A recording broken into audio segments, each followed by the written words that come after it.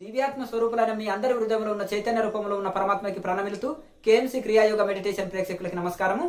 ఇప్పుడు మనము పతంజలి సూత్రాల్లో సమాధి పాదంలో మనం 8వ భాగం చెప్పుకుంటున్నాము. 8వ పార్ట్ చెప్పుకుంటున్నాము. 41వ సూత్రము. ఈ చిత్తానికి ప్రసన్నత చెందుట కోసము, చిత్తం లయం కావటం కోసం రకరకాల ఉపాయాలు చెప్తున్నారు పతంజలి మహర్షి. క్షీణ వృత్తే రవిజాతస్యేవ మనేర్ గృహీతృ గ్రహణ గ్రాహ్యేషు తత్స్థ తదంజనత సమాపత్తి. ఇక్కడ క్షీణ వృత్తే అయితే ఎట్లంటే ఈ అన్ని వృత్తులు కూడా అన్ని క్షీణించాలి, అన్ని లయం కావాలి. అయితే సహజముగా నిర్మల అయితే మనము ఒక స్ఫటిక స్తంభం ఉందనుకోండి, అయితే అంటే స్ఫటిక స్తంభం లాంటి చిత్తంలో అంటే ఎంత శుద్ధంగా ఉంటుంది, శుద్ధ స్ఫటికలాగా. ఆ శుద్ధ స్ఫటిక వలె మన చిత్తములో ఈ అంటే రాజస సామత తామస ఈ అన్ని వృత్తులు ఉంటాయి. ఈ యొక్క స్ఫటికము ముందు మనము ఎరుపు నలుపు తెలుపు ఏది వస్తే అదే కనిపిస్తుంది కదా అందులో. అలాగే ఈ యొక్క రాజస సామత తామస వృత్తులు అయితే మనం ఈ యొక్క చిత్తం నుంచి దూరం చేసినప్పటికీ కూడా ఇంట్లో కూడా ఇంకా సాత్విక వృత్తులు ఉంటాయి, ఇంకా కొంచెం మిగిలి ఉంటాయి అంటున్నారు ఇక్కడ. కావున సత్వగుణ ప్రధాన విషయాలు సంప్రజ్ఞాత సమాధితో కలుగుతాయి.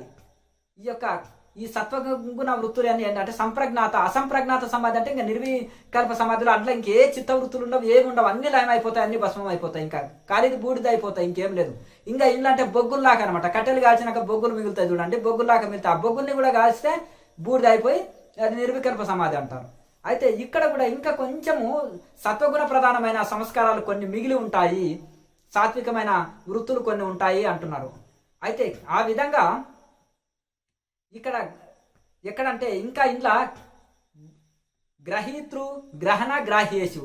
ఇప్పుడు మనం ఒక వ్యవహారాలు నడుపుతున్నాము కదా, అంటే ఇప్పుడు గ్రహణం అంటే తీసుకునేది, అంటే ఇచ్చేవాడు తీసుకునేది, తీసుకోబడేది, ఇచ్చేవాడు తీసుకునేవాడు తీసుకునేది, ఈ మూడు ఉంటాయి కదా.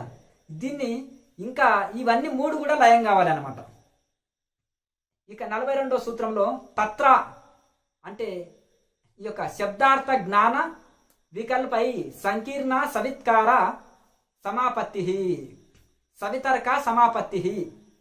అయితే ఎందుకంటే తత్ర అయితే ఏ విధంగా అయితే శబ్దము అర్థము జ్ఞానము అను మూడు ఒకటిగా తోచినందున ఈ అన్ని మూడు ఒకటిగా తోచినప్పుడు అభిన్న విషయకమై సవితర్క సమాధి అనబడుతుంది. అయితే ఈ మూడు ఎప్పుడైతే ఒకటిగా అనిపించాలి, శబ్ద అర్థము జ్ఞానం మూడు ఒకటే అయిపోతాయి అనుకో, అప్పుడు మనకు సవితర్క సమాధి లభిస్తుంది. వేరుగా అనిపించద్దు, అది కనీసము సవితర్క సమాధి అన్న లభిస్తుంది. సంప్రజ్ఞాత అసంప్రజ్ఞాత సమాధి అంటే నిర్వికల్ప సమాధి, సంప్రజ్ఞాత సమాధి అంటే సవికల్ప సమాధి అనమాట. దీనికి పేర్లు వేరు, విషయం ఒకటే. సవితర్క సమాధి అనబడుతుంది. ఇక ఇంకా చెప్తున్నారు, స్మృతి పరిశుద్ధవు స్వరూప శూన్యే వార్త మాత్ర నిర్భాష నిర్వితరక.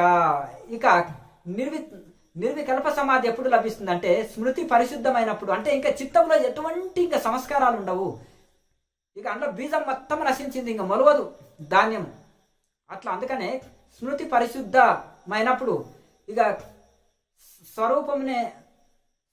స్వరూపము చేత అంటే భగవత్ స్వరూపము చేత. అయితే ఇంకా మనం ఇంకా ఈ చిత్తంలో ఇంకా ఎలాంటి సంస్కారాలు ఉండవు ఇక కనుక దాన్ని అప్పుడు ఇక చిత్తము శూన్యమైపోతుంది, మొత్తం ఇంకా చిత్తంలో ఏమి ఉండదు. దాన్ని ఏమంటే నిర్భాష నిర్వితరక అంటే నిర్వికల్ప సమాధి స్థితి అందుకొనగలుగుతాం అప్పుడు. ఇక 44వ సూత్రంలో ఏతనైవ సవిచార నిర్విచార చ సూక్ష్మ విషయ వ్యాఖ్యాత. అయితే ఏతయైవ అంటే ఏ విధంగానైతే సవిచార నిర్విచార అంటే సబీజ నిర్బీజ సంప్రజ్ఞాత అసంప్రజ్ఞాత దీన్నే ఇది సవికల్పము నిర్వికల్పము ఇట్లా రకరకాల ఇన్ని పేర్లు ఉన్నాయి చూడండి సవికల్ప నిర్వికల్ప సమాధికి. కనుక ఇక్కడ సవిచార నిర్విచార అనేది సవికల్ప నిర్వికల్ప అనమాట. సంప్రజ్ఞాత సమాధుల లక్ష్యముల ద్వారా సూక్ష్మ విషయములకు అయితే ఈ విధంగా వీటి గురించి ఈ సూక్ష్మ విషయముల ద్వారా సూక్ష్మ విషయములను వ్యాఖ్యానించబడినవి. ఇక 45వది సూక్ష్మ విషయత్వం చ లింగ పర్యవసానం. అయితే ఇక్కడ సవిచారము నిర్విచార సమాధులను పొందుతూ యోగి సూక్ష్మభూతములను తన్మాత్రలను అవ్యక్తముపై మనసును నిలుపుతూ సంప్రజ్ఞాత సమాధిని పొందుతాడు. అంటే ఇంకా అలా సాధన చేయగా చేయగా చేయగా చేయగా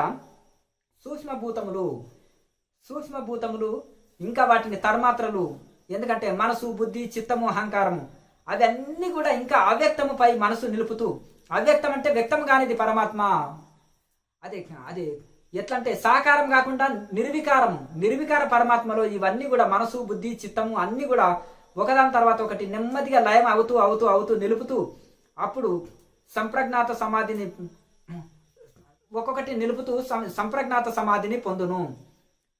అలాగే తాయేవ సబీజ సమాధి అట్లు పొందినప్పుడు దాన్నే సబీజ సమాధి అని కూడా అంటారు. ఇప్పుడు అన్ని కూడా సబీజ సమాధి సవికల్ప సమాధి గురించే చెప్పాడు ఇంతవరకు కూడా.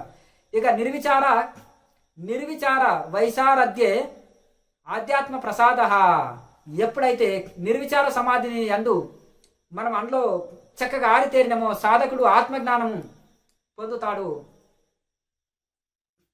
ప్రకృతి పురుష వివేకం కలుగుతుంది. ఏది ప్రకృతి ఏది పురుషుడు, ఏది క్షేత్రము ఏది క్షేత్రజ్ఞుడు. క్షేత్రము ప్రకృతి, క్షేత్రజ్ఞుడు ఆత్మ పరమాత్మ. కనుక ఈ రెండింటికి మనకు ఎప్పుడైతే నిర్వికల్ప సమాధిని పూర్తిగా అందుకొని అందులో మనము పరిపక్వత చెందినామో, ఎప్పుడంటే అప్పుడు నిర్వికల్ప సమాధిలోకి వెళ్ళే స్థితిని అందుకున్నాము, అందులో ప్రావీణ్యం సంపాదించినాము అప్పుడు సాధకుడికి ఆత్మజ్ఞానం కలుగుతుంది. ఏమి లాభమయ్యా అంటే ఆత్మజ్ఞానం లాభం. ఆత్మజ్ఞానంతో ఏమి తెలుస్తుంది అంటే దానికి లాభం ఏంటంటే ప్రకృతిని పురుషుని వేరు చేసే వివేకం కలుగుతుంది. ప్రకృతిని వదిలి పరమాత్మని పట్టుకుంటాము, శరీరాన్ని వదిలి ఆత్మని పట్టుకుంటాము. అయితే పురుష వివేక జ్ఞానం కలుగుతుంది. దాన్ని ఇంకా చెప్తున్నారు ఋతంబర తత్ర ప్రజ్ఞ. అప్పుడు యోగికి ఋతంబర ప్రజ్ఞ వస్తుంది. దాన్ని ఋతంబర ప్రజ్ఞ అంటారు. ప్రకృతి పురుషుల వివేకం కలిగిందనుకోండి, అనాత్మ వస్తువులను వదిలిపెట్టి ఆత్మని పట్టుకున్నాడు అనుకో, దాన్ని ఋతంబర ప్రజ్ఞ అన్నాడు. అప్పుడు యోగికి ఋతంబర అంటే శబ్ద జ్ఞానాదులలో మిశ్రమం కాని సత్య విషయము బోధపడును. అంటే ఇప్పుడు ఈ ప్రకృతిలో అన్నిటిని వదిలిపెట్టి పరమాత్మనే పట్టుకోగలుగుతాడు. ఇంకా ఎన్నో ఈ ప్రకృతిలో ఇవన్నీ బ్రహ్మాండం అంతా కూడా శబ్ద అర్థ రూప నామ గుణాలు ఇవన్నీ ఉన్నాయి కదా, అన్ని వదిలిపెట్టి ఆత్మనే పట్టుకుంటాడు. దాన్నే ఋతంబర ప్రజ్ఞ అన్నాడు. అతని ప్రజ్ఞ వికసిస్తుంది. ఆధ్యాత్మిక అంటే ఇంకా అది అద్భుతమైన ప్రజ్ఞ ఉంటుంది అతనికి. ఇంకా ఈ అన్ని అనాత్మ వస్తువుల్ని వదిలిపెట్టి ఆత్మనే పట్టుకునే శక్తి కలుగుతుంది. ఆ ఋతంబర ప్రజ్ఞ అన్నారు. దాన్నే పతంజలి మహర్షి దానికి ఒక పేరు పెట్టి ఋతంబర ప్రజ్ఞ అన్నారు. ఇక శృతానుమాన ప్రజ్ఞాభ్యామాన్య విషయ విశేషార్థత్వాత్ అంటున్నాడు. ఇక్కడ ఒకటి ఏంటిదంటే శృత అంటే శృతులు అంటే వేదములు. అయితే అప్పుడు వేదములో చెప్పిన వేదాంతములో చెప్పిన శృతుల్లో చెప్పిన ఆ విషయాలన్నీ అతనికి గోచరిస్తాయి, కనిపిస్తాయి, అంటే అది అర్థమవుతాయి. ఇంకా సమస్త శాస్త్రాల చదువుల మర్మం వల్ల చదువుతి తండ్రి అని ప్రహ్లాదుడు అంటాడు కదా, అట్లా ఆ చదువుల యొక్క దాని అర్థం అంతా అర్థమైపోతుంది అతను. అందులో ఇప్పుడు కర్మల్ని ఒకటండి, కొన్ని సుఖాన్ని ఇస్తాయి, కొన్ని దుఃఖాన్ని ఇస్తాయి, ఇంతే సింపుల్. మరి సుఖాన్ని నాకు సుఖం కావాలా దుఃఖం కావాలా అని విచారణ చేసి దుఃఖం కలిగించేటి వదిలి సుఖం కలిగించేటి పట్టుకోవాలి కదా. ఇక భోజనాల్లో కూడా ఒకటి సుఖం కలిగించేటి ఒకటి దుఃఖం కలిగించేటి ఉంది. మరి దుఃఖం కలిగించేటి వదిలిపెట్టి సుఖం కలిగించేటివి అభ్యాసం చేసుకోవాలి కదా. ఇంకా శాస్త్రాలు కొన్ని ఉంటాయి, అజ్ఞాన శాస్త్రాలు కొన్ని ఉంటాయి, జ్ఞాన శాస్త్రాలు కానీ ఉంటాయి. మరి నీకేం కావాలి? ఆత్మజ్ఞానం కావాలన్నప్పుడు ఉపనిషత్తులని వేదాంతాన్ని చక్కగా వేదాంత శాస్త్రాలని, వేదం కూడా కర్మకాండలే, నీకు అక్కర్లేదు. వైరాగ్య పురుషులకి వేదాంతమే యోగ శాస్త్రము వేదాంత శాస్త్రం చదువుకో, సాధన చేయి. మరి అట్లా నీకేం కావాలన్నా మొదలు నిర్ణయం చేసుకో. నిర్ణయం చేసుకున్నాక నీకు ఏ మార్గంలో, నీకు ప్రవృత్తి కావాలన్నా, నివృత్తి కావాలన్నా, ముక్తి కావాలన్నా, భౌతికం కావాలన్నా, ఇది ఆలోచన చేసుకొని ఆ మార్గంలో దృఢ నిశ్చయమై వెళ్ళాలి. కనుక శృత శృతానుమాన అంటే అనుమానము ప్రమాణం అంటారు కదా, శృతిలో చెప్పిన ప్రమాణాన్ని అట్లా ఆ విధంగా ప్రజ్ఞాభ్యామాన్య విశేషార్థత్వాత్ అని అంటున్నారు. అయితే వేద శాస్త్ర జ్ఞానము నీకు కలుగుతుంది. అనుమాన ప్రజ్ఞ ఊహ కంటే గొప్పదిగా. ఇప్పుడు అనుమానము ప్రజ్ఞ అంటే ఏంటంటే ఊహ కంటే గొప్పది, ఇంకా అంటే ఊహకు అందనిది అది, ఇంకా అది విశేషమైనది. అంటే అంటే ఊహ అంటే అంటే నీకు ఇంకా సమస్తము శాస్త్రాల్లో సారమెల్లా ఇంకా నీకు తెలిసిపోతుంది. అంటే ఋతంబర ప్రజ్ఞ కలిగినప్పుడు, యోగికి నిర్వికల్ప సమాధి కలిగినప్పుడు వివేక జ్ఞానం కలుగుతుంది. ప్రకృతి పురుషులని వేరు చేసి తెలుసుకోగలుగుతాడు. ఋతంబర ప్రజ్ఞ కలుగుతుంది. దాని వలన సత్యాన్ని తెలుసుకొని అసత్యాన్ని వదిలిపెడతాడు. దాని తర్వాత శృతిలో అంటే వేదంలో వేదాంతంలో చెప్పిన ఆ యొక్క సారాన్ని తెలుసుకోగలుగుతాడు. ఆ యొక్క సమస్త శాస్త్రాల మర్మం తెలిసిపోతుంటుంది. దాని అర్థము భావము అంతా తెలిసిపోతుంది అతనికి. కనుక చదువురాని వాళ్ళు కూడా గొప్ప గొప్ప కబీర్ దాసు లాంటి వాళ్ళు, తరిగొండ వెంగమాంబ లాంటి వాళ్ళు తత్వాలు రాశారు, దోహాలు రాశారు, ఏమి భజన్స్ రాశారు, పుస్తకాలే రాసి పెట్టారు. నోటికుంటే చెప్తే శిష్యులు రాశారు. మరి ఎట్లా సాధ్యమైందంటే ఇదే మొల్లకు చదువు రాదు కానీ నోటి చేతనే రామాయణాన్ని పద్యాల రూపంలో అల్లింది. పొయ్యి కాడ వంట చేసుకుంటూ కూర్చుంటేనే నోటికుంటేనే చెప్పేసింది. పద్యాలు తెలుగులో పద్యాల రూపంలో అల్లింది. ఎట్లా అంటే ఇది ఋతంబర ప్రజ్ఞ, వివేక ఖ్యాతి, ఇంకా రకరకాల పేర్లు పెడతారు దీనికి. తజ్జహ సంస్కారో అన్య సంస్కార ప్రతిబంధి. తజ్జ సంస్కారో అన్య సంస్కార ప్రతిబంధి అంటున్నారు ఇక 50 సూత్రంలో. అయితే తజ్జ అంటే నిర్విచార సమాధి అన్న, సవిచార సమాధి అన్న, నిర్వికల్ప సమాధి అన్న, సవికల్ప సమాధి అన్న రెండు ఒకటే అండి. అంటే ఇవన్నీ పేర్లు మార్చి మార్చి చెప్తుంటాడు. నిర్విచారం అంటే నిర్వికల్ప సమాధి, సవిచారం అంటే సవికల్ప సమాధి అనమాట. నిర్విచార అయితే ఏవైతే ఉంటుందో నిర్వికల్ప సమాధి వలన కలిగిన సంస్కారము ఇతరములకు శబ్ద రూప సంస్కారములు మొలకెత్తనీయవు అసలు. ఇంకా అంటే ఇంకా మనకు నిర్వికల్ప సమాధి అందుకున్నామండి, ఇంకా శబ్దము స్పర్శ రూప రసగంధాన్ని చూస్తున్నాము, అనుభవిస్తున్నాం. ఇంకా అవే మనకు కావాలని మన మనసు కోరదు. మన నాలుక ఆధీనంలో కళ్ళు, చెవులు, ముక్కు, శబ్ద స్పర్శ రూప రసగంధాలు వాటి విషయాలు. శబ్దము చెవి యొక్క పని, అలాగే వాసన చూడడం ముక్కు యొక్క పని, చూడడం అనేది కన్ను యొక్క పని. దానికే కన్ను, చెవు, ముక్కు, నాలుక, శబ్ద స్పర్శ రూప రసగంధాలు ఇవన్నీ ఆధీనంలో ఉంటాయి. ఇవే మళ్ళీ కావాలని మనసు కోరదు, భావ వికారంను నొందదు. ఈ శబ్ద అర్థ భావాన్ని విన్నప్పుడు భావ వికారాలు రావు, మనసు చలనం అనేది ఉండదు. ఇది కావాలి ఇది వద్దు అనే కోరిక పోతుంటుంది. ఇవన్నీ అతన్ని ఏమి బలవత్తు దుఃఖాలు కూడా ఏమి చేయలేవు. అయితే విన్నది తెలుసుకున్నది ఈ సంస్కారాలు కూడా అతన్ని ఏమి చేయలేవు. వాటిని ఇంకా అసలు ఇంకా బీజాలు ఇంకా నశించిపోయినవి, బీజాలు భస్మం అయిపోయినాయి. ఇంకా లోపల ధాన్యం ఆకారంలో ధాన్యం ఉన్నా ఇప్పుడు కాల్చిన మండి తాడుని బూడిద తాడు లాగా ఉంది. ఆ తాడు కట్టబడుతుందా? కాల్చిన తాడు కట్టడానికి రాదు.